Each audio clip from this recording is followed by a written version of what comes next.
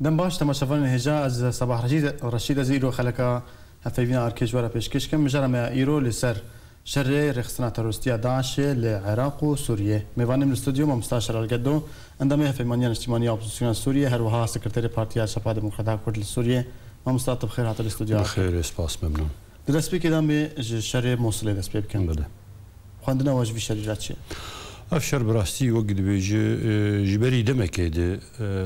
عالم تفير ايا قشتي كردي كردستاني عراقي وعربي وهمو هرمي اللي بنداوي شريبون مثلا رزقار كرنا باجاري موصل شو موصل باجاركي وقوري وزور مهمه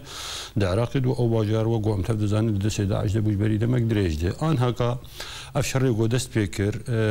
وقو خوياي يعني بيشمرقه لقال سوباي عراقي الاليه دنقوتين او تعاونا قلنا هردو جاد هي او توافقه وقو تشي بويه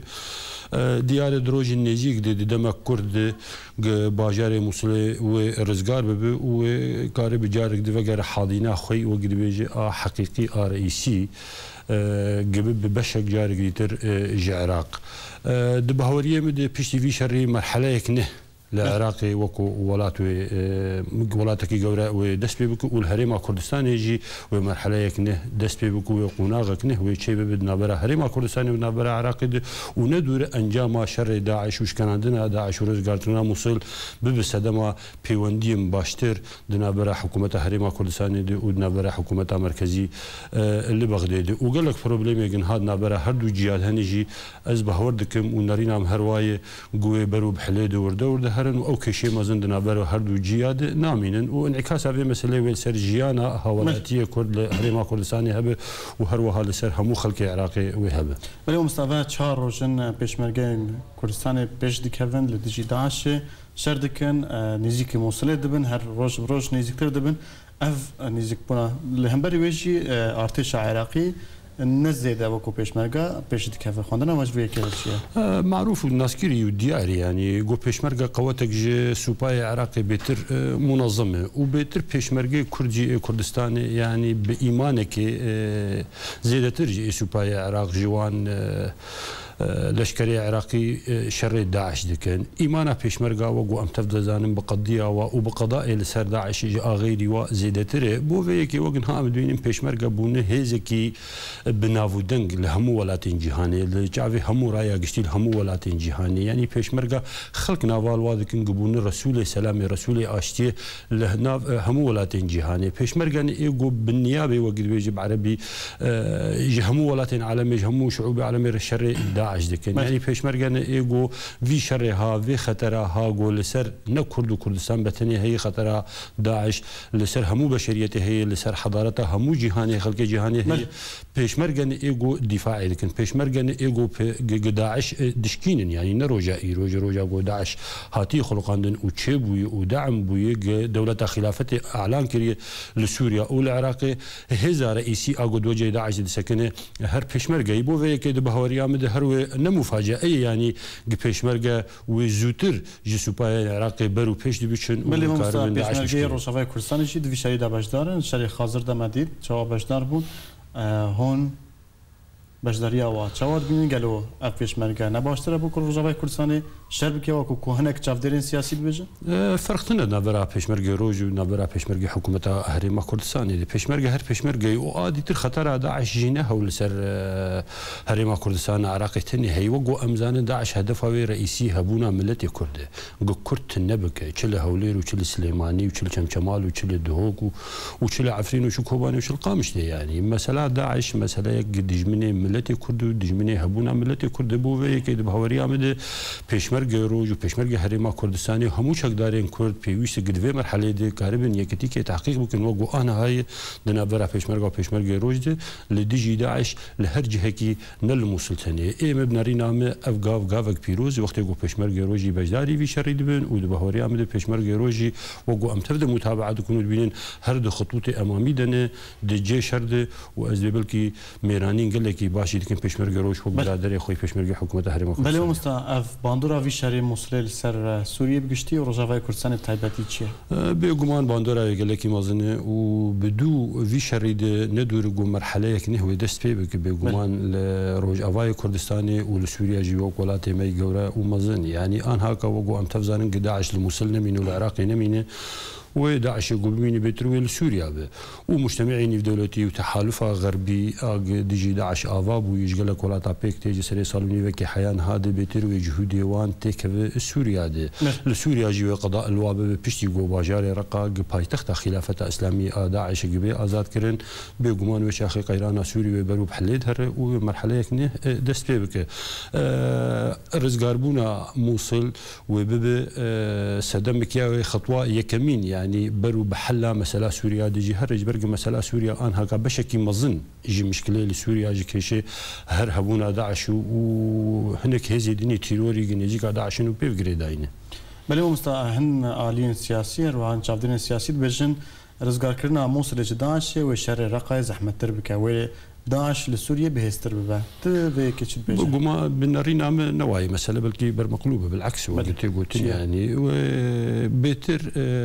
همو تحالفات دولي همو ولاتين جهاني وشر خو وقوة خو وهزي خو برو بداعش بدن لسوريا أنا هكا وقع أمزانن يعني كسي شر داعش دكن قوتها وهنك مشتتة لسوريا وعراق وداعش جبهة دريج إدارة دكي يعني جي حدود إيران حياني حلبي وحياش حلبي ويد دريج بنا يدبروا بيرد 1000 كيلومتر وقت قداش الموصل نمين وسير حدود هرم كردستان عراقي نمين والعراق تفي نمين داعش محاصرة ببد سوريا ودرقة بتنيد أزلي بلكي مسألة سهل ترد بدور بيش كرنا وزور بسيط دبو بيتروي كارم قضايا الوابكن مسألة كم أزنا عسكرم تحليلكم استراتيجي مسألة لمسألة أشكرية يعني داعش وقت يقوم محاصرة ببجي كده باجارك يا دو باجار بيغمان وراح تربي بقضاء لسرداش لبنانينا تجبرش الموصل الشر داعش دسبيكر نجرق قايد سبيكر تجبرش تبي رقة بريا موصل استاندن داعش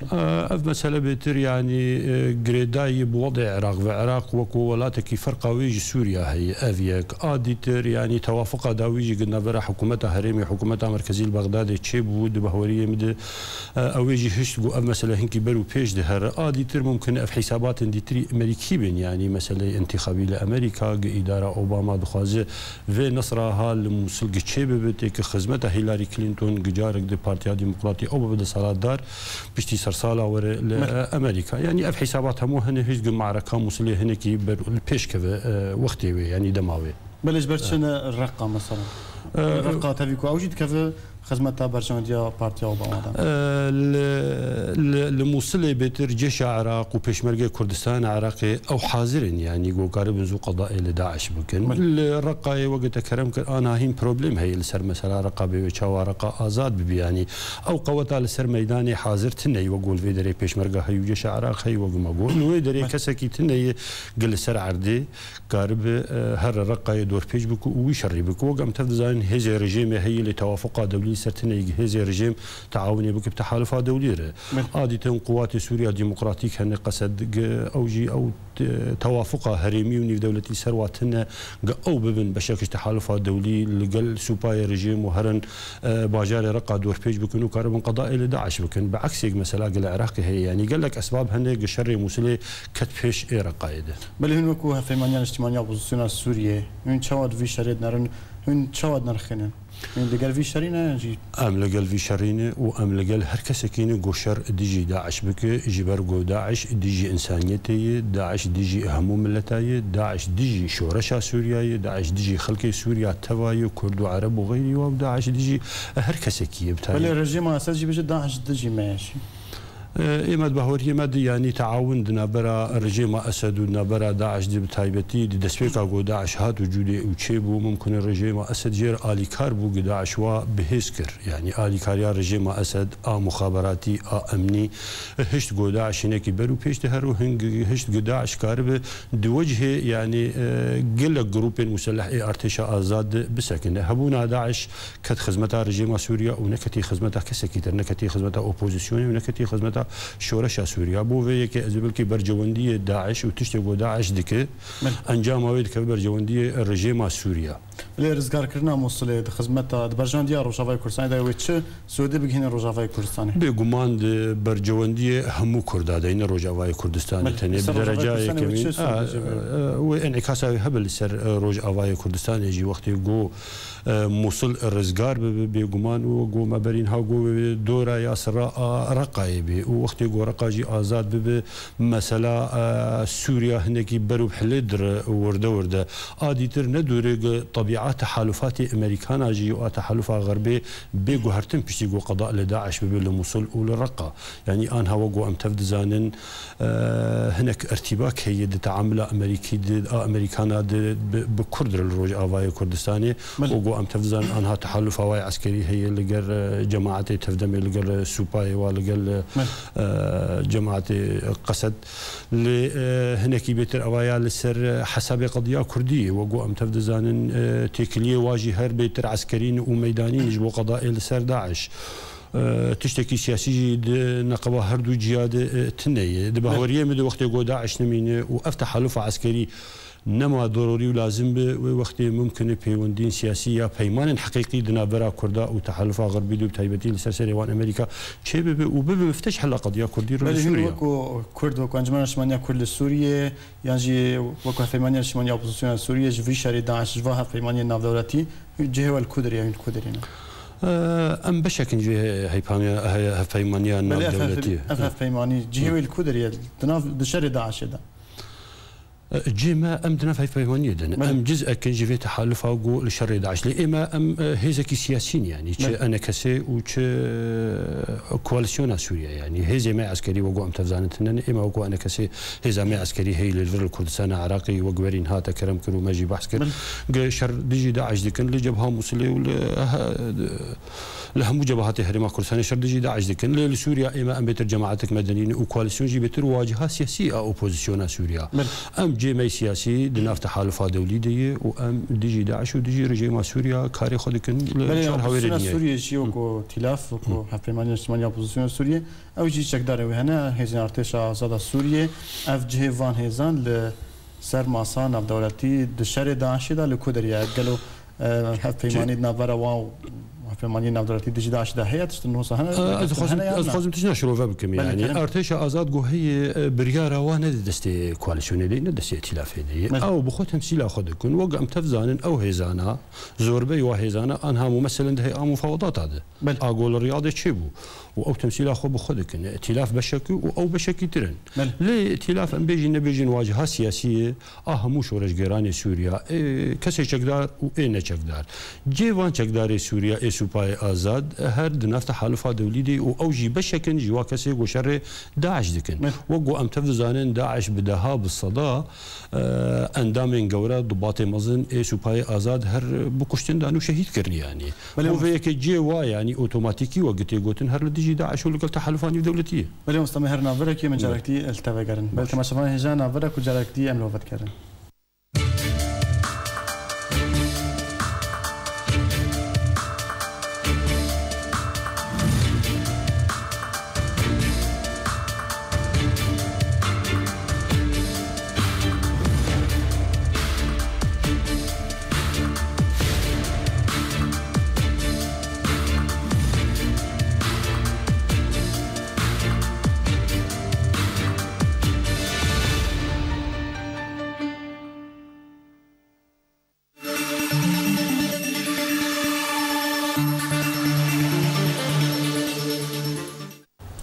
تماشفان هجا جارك جديد باش جاردين ميوان خام مستشار القدو عندما فيمانيا الاجتماعيه اوبوزيسيون سوريا هروها سكرتير بارتيا شباب ديمقراطيه كرد لسوريا مستشار جاردي بخيرات للسوريا كي ام دخوازن اورن شر داعش لسوريا انها شر بهتر لدورا بابل باكور سوريا باكور حلبيه نرخاندنا واجبی شریعت شب تایبەتی کو هێزن تورکیژی لە باسی وێ دەبەرێ بۆنە براستی دەرباسبوونە هێزی تورکی بۆ ناو خاکە سووریا ئەم نەپێرانە ئەس بخەوەک شەخص نەپێرم و ئەم وەکو ئەنە کەسێژی بەهۆریامد ئەنە کەسێژی وێ نەبێتە دەخڵێرە بوی شکلێها لێ مووقف کوالیسیۆنی ممکنە جیاوازی ینی و دوێ مەدانێ دیانی جێ ئیشارەتی گەگەلێک جارە تەباین دکەبنە بەرە هەلوێستا ئەنە کەسێ و هەلوێستا کوالیسیۆنی دەگەلێک تشتادێ ئێمە ما نکاری بو و ما نکرجی وکو أنا کسی ترحب هبونا هزین ترکیا و دبابه ترکیا و چقدارین ترکیا دناف خاک سوریه ده ما نکرو ام ناکنجی جارك ده و ام نبوي تدخل رنجو بردوام بك ديتر آن هكا بيتر يعني هدفها سوباي تركيا وقو تيزانين وقو ام تبدو هدار دكن ودبينين وقو سر عرضي واقعي خويا يعني بيتر هدفها واقع هرمين كردي هناكي كاربن دوري هب خنج برجو مخاوف تركا هنا كفنن جي مساله كردي جي مساله جو كرد ممكن كليدور كدنا برا كوباني وعفرين دي تشيكن يا مناطق كلها هرمين كلها تواصلك تشي ترسن يعني جي بهيدا ترسن دبهوريا مدي حدو جياده ترسن يعني بهيدا دكن زريعه لترسا واي حقيقي بيتر جي مساله كردي يعني يعني تركيا نبيريه جو كرد ببن خدمه في فيدرالي يعني او فيدرالي انا كسي اداره بك يان بيدي اداره بك برا ام خو نخابين نو كرد لدبهوريه مدي يعني كرد في قارب تركيا برين دبلوماسي هنو بما في خو الشرعي قاربا بقناعة بكم قانع بكم وقت شاوى كردي عراقي لصالة حزار وسيسيا مدي بالرئيس مسعود برزاني وجلال طلباني شاوى قريبا بالدبلوماسية كله وقال لك لبيش قريبا عيني في حكومة تركيا قبسر وكاتيا في أردوغان بو قريبا بقناعة بكم ناجبو ما في كردي فيدرالي تيكف دستورة عراقي ده كرد سوريا قاربا رولا كله دورة قواب بينم باشتري يعني أم سر مجرى أخوة بريا چند روزان هیزن اپوزیسیون سوریه و یه ترکیه باجرا که دابخجی کنترل کردن وکو فیمانیز باورم پیشوازی الوی که کر و نرینا و اف شریها جبو چیه ارمانجی رزگار کنترل کردن دورانه جبو دبن دست دانش یان جی تشتندنه آمان جاوی یعنی آرمان جاوی تی گوتن اشکال حکومت ترکیه دویجی امی منطقه یک آمن چیکن بله لوی دفری بله اما وکو انا کسی قال لك جارة ما بحث عن منطقة آمن كريه وما دوز كريه المجتمعين في دولتي جو همو هرمين كرد لكردستان سوريا بالمنطقة آمن جبر جو بري هناك أمان لمناطق كرد هي وكرد وكاربن همو خلق سوريا جي مناطق دي درافين تين لهرمين كردي بنابرد بن وكاربن ما خلقا احتواء بكن اديتر وقت جو هرمين ما ببن منطقه امن دبهوريا مد او بيشكفتنك جي قضيه كرديه ان هكا بروجا بيشكفتنك يعني تجربه كردي عراق الفيشا شعبي مي وقت جو كردستان عراقي يعني باكوري خطاسي وششاق تبدو منطقه امن او هكا هرم كردستاني وقد يجب امر واقع او تجربه امام ما هول دا قال لك وكو انا كسي قال كردستان سوريا جي جيب بيا او مساله وقت بيجي جارك ده تكرار بالكردستان سوريا اللي مخابن يعني نهات كرن ان هكا يعني شوقا كس جو دان تركيا امريكانا جي وروسا جي جبو منطقه كامل لواهري ما درس بكن بهوريه مد او منطقه امن ناكف خدمه شورشا سوريا وناكف خدمه قضيه كردجي لروج افاي كردستاني اللي جارك ده الفت قرم بيجيم كرد اگر بروبليمي وا بتركيا تشي بن هرد في بدرجه الدبلوماسي ودريا بيونديار ام كاربن حكومه تركيا بقناعه بكن بما في قال كرد وام كاربن بقناعه بكن كردستان ام وكو انجمن بيوندي دارن بحكومه تركيا وقوهم تفزان وقرايا قشتيزان وبيوندي ما هر بردوام بتركيا اللي هبونا بيدي وممارسات بيدي يعني لروج افاي كردستاني وبيونديه بيدي بفككير هناك زرائع دس حكومه تركيا قارب بيتر شر كرد بك لروج افاي كردستاني دبهوريا مد كرد لروج افاي كردستاني قريبا ببانا يك بروجي كواي سياسي هاو بشبا تفدم وانا كسي وافزريعه ممكن وهناك بقيمه دبا يا وافزريعه بشكل هاي خرطوي نكتا دسي تركاد قارب بين درباسي نافخا سوريا ببن بهنك زراعة وحجتي دي قاربين منطقة كامل. اليوم مستلسل كيجي بريا چند روزان وزارة الدفاع أمريكا راجهان قام بجتفانيا تركيا كان جبوا في درباس بنيان بيشوازيا كنترول كرنا باجارو كي دابق دكان لهم لالي ديجي أمريكا هرد بيجام بجريا يبهجي وانجي هيزن سوريا ديمقراط كان دشاري داعش لرقايش لمنبج اف شوا تفتشوا تيكون ريالي بجريا تركيا تقول في ديجي امريكا ازدواجات السياسات هي امريكا باجنده تركيا ري انها كا دما باش بيشتيغو انقلاب لتركيا تشيبو بيلي كان مهكي وجارك دا اردوغان كريبو او انقلاب بفشل بانيا بيوندي امريكا وقبرين هامغو ببيادير وبچكدار بيادير نه بيوندين استراتيجينه زيدي جارك ماي كرات نيجمر بحث كريو مديتي وهناك شان ديني امريكي مديتني ما بحث وا مساله كريا او باشكرت بيجينج بيوندي وان ببيادير هر مثلا تكتيكين يجيبوا حتى قضاء لسر داعش ببه تهو بيمان سياسي تتوافق سياسي بو ما في قال كرد نبره امريكانا وبيادير دتنا التناقض مساله اشكري واضح يعني وقت انها كرم كرد برسا خده امريكا دعم وتأييد بروجه تركيا دكي قارب هرم كرد واي دوري هفدخه وقو ام تفد زانن يعني هبونا تركيا ممكن آمانجك جي چاوا قارب هرم كرد دوري هفدخه دي آرمانجا پیادج و رکفتنی چی اگر تشتکی چه زمانات سیاسی تنم پیادی هما چاوا قارب شربکه هما چاوا قارب يعني تشتغل خلق جد خازن جيبك يعني طبعا پیادی دبيجي ايمانا ام پیوندي دارن بامريكانا رو بغير امريكانا پیوندي سياسي لسر عرض واقع تشتكي وانا كجمد بينه ونديار دبه وامريكانا جي وغير امريكانا ولات ديني جهاني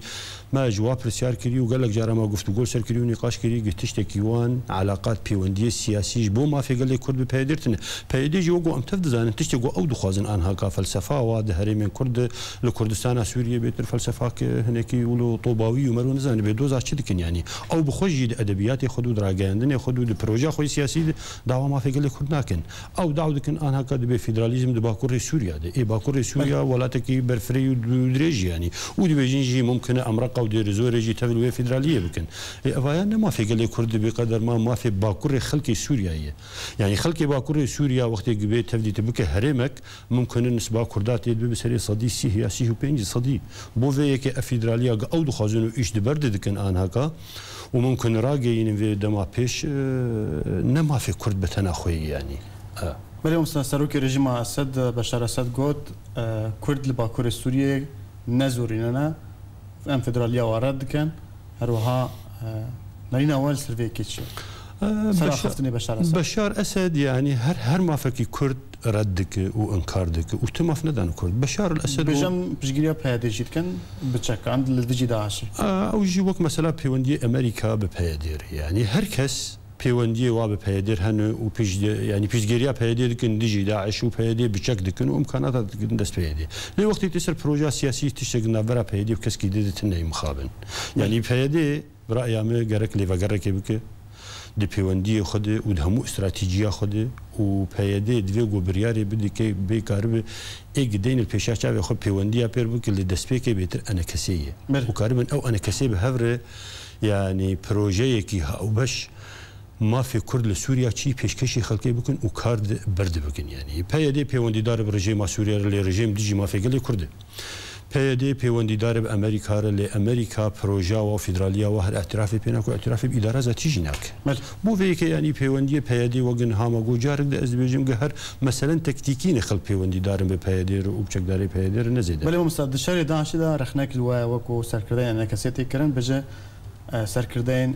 پارتیان باشور کردستان دبرین پیش دانه لدجی داعشی لروجاوای کردستان سرکردن انا کسی همو جدرفانه پرانیاوان ندشری داعشی دانه تشت سروی که چت بیش ما لشکری مثلا يعني اموكو قيادي يعني امهر شر الكوبك الرقه يعني انا جهازي مي عسكري بيشمرجي روج اگر پیادی دستور دابا و توافق مرکر باقا او پیشمرگی ما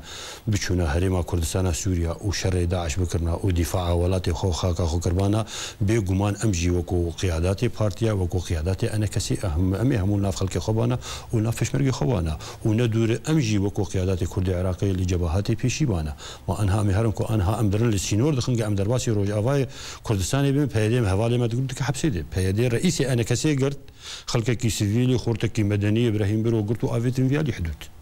بدها خلق مدس غير كرنو بدها قيادات كردي انها كانت حبسادن جنا عسكرن ونشقدارن وتكاروبار تخطر السر بهدي والسر رجيم والسر كسكي تشكيل لكن هر كاركي مدني سيفيل ديكم بوفيك امهر الكدري نافشر يعني ام بري خلقي هما بهدي ما تقري اليوم سمير بابتك دن ايرو زبوار مع تركيا چند دورن عفرينه توباران كر خواندنا واش في كرا تشيا يمسر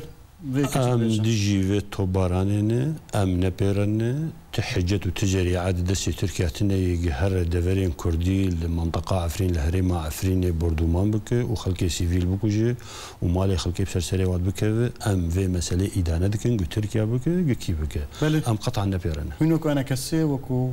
اندام انا كسي ناف في مانيلن كارنج بوفي دفري شبكه جبو عفريني جبوفي عفريني اگر بردوام بافشار بگمان امي دعوه بكن الكواليسيوني بياننامه يقدر كبق او يقدر كبق مساله بإدانه كرن يعني خلقي دردور گند دردور عفريني خلقن سيفيلين ومدنيين ونحقي كسكين تركيا وغير تركيا هرم گند وان او وان وقت بطياره بردومان بكن وليخن بله ارمانجا تركيش في طبارانه چیه نرینات افبتر مثلا ميداني ند بهوريه مد او گندانا ممكن نه پیاده چند گند جواب دست خو خستبون يعني تركيا جي تمدد پیاده الوان هرم الوان منطقه دياره قان هلقا برياره كل با تركيا هي پیاده نکارب گندو من دست خو خطب خلقي وان گندا كرد بن يعني وقم مدراگاندن بهيش ممكن تشملوها بون بله ما مستاجر اخفتن اكتداوي هذا اسپاسی تلویزیون آودکم و اسپاسی وی در فتیدکم گوند دن مگهر نقابه دمک دم بین دنگ خوب بگین رای گشتی کردی و دنگ خوب بگین حوالو هوگری خو امنیت خو بله گلک سپاس ممسا شلال گدو اندام فیمانی اجتماعی اپوزیسیون سوریه هروها اندام هروها سکرتری پارتیا چپا دموکرات کرد سوریه تیرو میوانه استودیو کی بگلک سپاس بوج ممنون بله تماشاگران هجان گشتن داویا خلک خویا ایرو حتی خلک گدی بمید خیر و خشیده هر شاد بن